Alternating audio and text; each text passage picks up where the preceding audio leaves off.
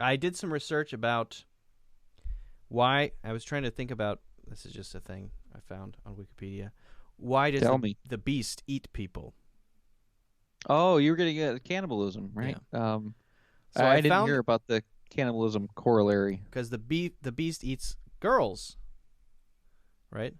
Yeah, like a virgin, right? Yeah. Sacrificial virgin. Yeah. So there's that. There's that. But then I found a specific character. Hold on a second. I found a specific character, Wendigo. I'm just going to read it. Oh, Wendigo. I always say Wendigo. That's the Wendigo. Native American guy, right? Oh, okay. What do you know about him? He's scary. He's like the devil. He lives out in the woods. I was reading the Jesuit priest transcripts that they took back in the 1600s in Canada, and that was like anytime they heard anything terrifying out in the forest, it was Wendigo or Wendigo. Yeah. Anyway, that's all I know about him, but it Yeah. I sounded mean, scary. yeah. I wonder if that's why does he need to, other than the purity of somehow sacred food, right?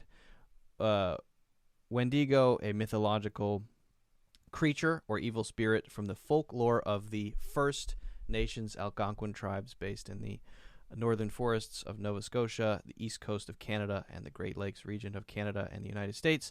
The Wendigo is described as a monster with some characteristics of a human, or as a spirit who has possessed a human being and made him become monstrous. Its influence is said to invoke acts of murder, insatiable greed, cannibalism, and the cultural taboos against such behaviors. So that kind of sort of a spirit coming over someone, causing them to have this insatiable hunger for something, even if it's not the untainted, the pure, innocent, whatever it is. I mean, that's not really mentioned, but I thought that was an It's kind of interesting tacked on, maybe. possible Yeah, that is interesting. I parallel. wonder. I mean, that's interesting that tribes would have some kind of myth about that, and that it would include specifically those things like cannibalism. Right. Well, Because and that it's sort kind of of gets. like when he goes through his personalities. It's like there are spirits passing through him, right? It's like Mhm. now I'm possessed by this one, and now I'm possessed by this one, and this is the worst of them Well, all. why do even say like serial killers do that? Like certain mass murderers, why do they do that? Is there? Nothing in the fridge. I don't know. They didn't prep. Yeah, Yeah. guys, uh, you can because like other Freshly situ. is a great service. They send you the meals, you put them in the fridge, you heat them up in the microwave. It's great. Donner Party live or whatever. Certain cannibalistic situations are completely different. It's just Right. survival. But Yeah. like a serial killer cannibal, Right. doesn't seem to be much reason for that. What's their drive? Got to be Wendigo, I guess, right? It's the only way. Yeah, there is. I mean, why is this fictional character? Does this myth exist in the first place? It must be based on certain deviant characteristics in people who have this insane desire to eat people, whatever it is. I mean, I don't know where it comes from, but it seems to be whether it serves an archetypal purpose. Maybe he's I don't also know. subsuming his lower tier personalities at the same time, right? When he becomes the beast, it's like almost like a maybe that's a bit of a stretch. Well, yeah. The beast seems to be.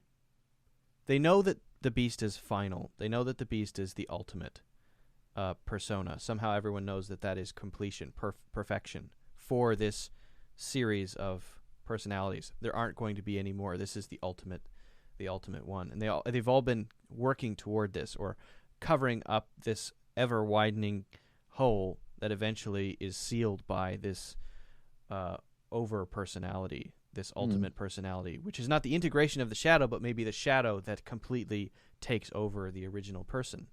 So I don't know how that ties into cannibalism, but This is just seems scarier. like, I mean, the whole idea of the collective unconscious, there are a lot of things down there in the collective unconscious that exist in a real way. They're programmed into our DNA. to fear. The reason, as well. I mean, the reason that we have certain dreams, the reason that we have certain behaviors, the reason that certain symbols, as I was saying in the last discussion, resonate with us, the reason that when we see a story, we feel it has meaning, we feel that this is something that is true, and whatever that means, is because it's in our programming.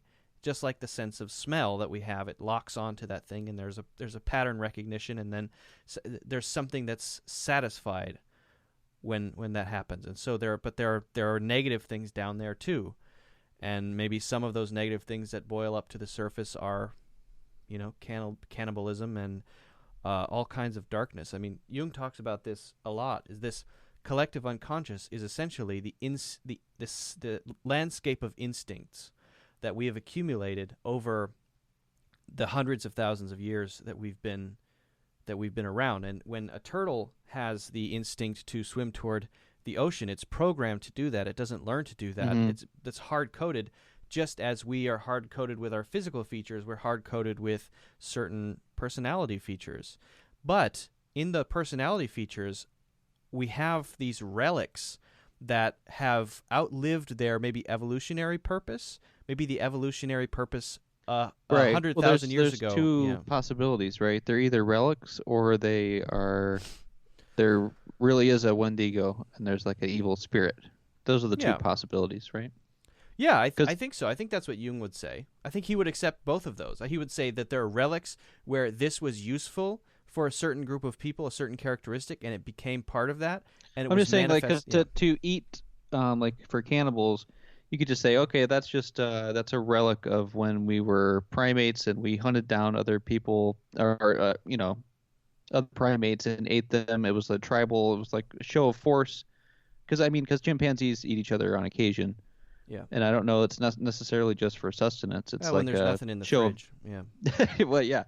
It's always about the convenience, but so that would be an example of just being a past part of the genetic code that's wired into us that flares up here and there, or it could be it's a result of completely deviant behavior that has nothing to do with less to do with the natural world than with deviancy, which would you wouldn't necessarily categorize that as being the same as an evolutionary trait, would you? Well, I think it depends on what the individual gets out of it. I think there's probably a fuzzy line between those things, right? I mean, there may or may not. I don't know if it's all about the perspective or if there really is a difference. You'd have to look into different examples. That'd be a dark. And you could say, and you could say maybe in certain individuals it's one, and in certain maybe groups it's the other. Maybe what was an advantage becomes an individual's idiosyncrasy manifested in a certain way, because everyone is at the same time an individual and also simply a person carrying the fire forward. Like to a the chimpanzee that does that is not Hannibal Lecter. Right.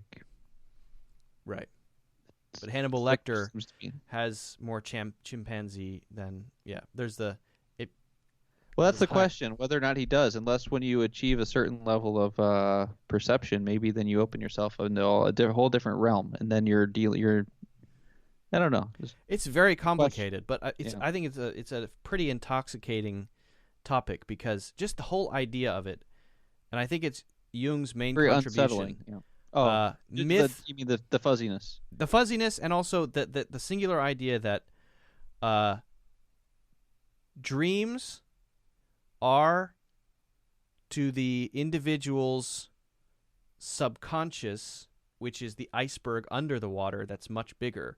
Dreams are to the individual's subconscious as mythology is to the human species collective unconscious, meaning this iceberg under the surface where either we have the relics of these things that were advantageous to us, these instincts that interact with each other, these inclinations, these desires, whatever it may be. They don't just go away from generation to generation. They hang around. They stick around. And they're there inside of us. And they come up. And when they come up in the right way, we make a story about them.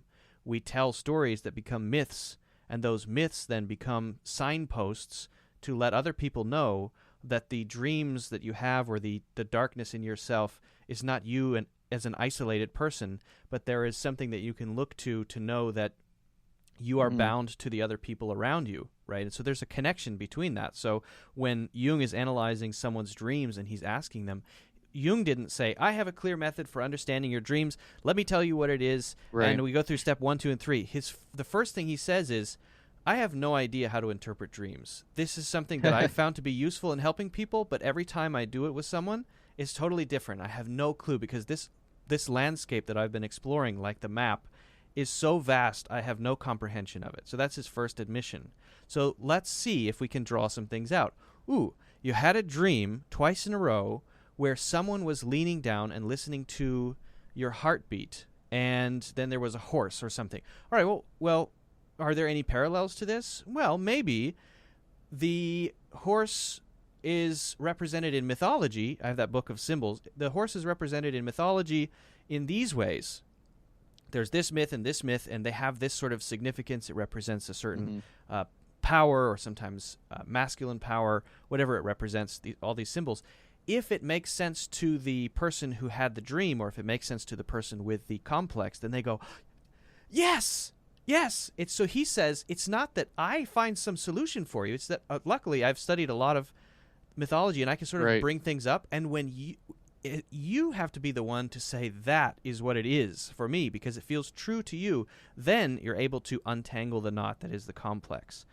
That's, I think, what he would say. And that is, I think... Have you found reading Jung's work, does he lay out a lot of those things so that you can relate past dreams or experiences you've had and kind of get meaning out of them through Jung's stated interpretations? They're not interpretations, just statements of what tends to be true for the collective unconscious based on his totality of interviews with people. Does he lay that out or no? Yeah, he lays out, a lot of cases and how people have been helped or not helped. Okay. And he's very balanced about it. He's just sort of lays it out as it is, and you should read some Jung. I think you'd really check like it out. I think you'd like it a lot.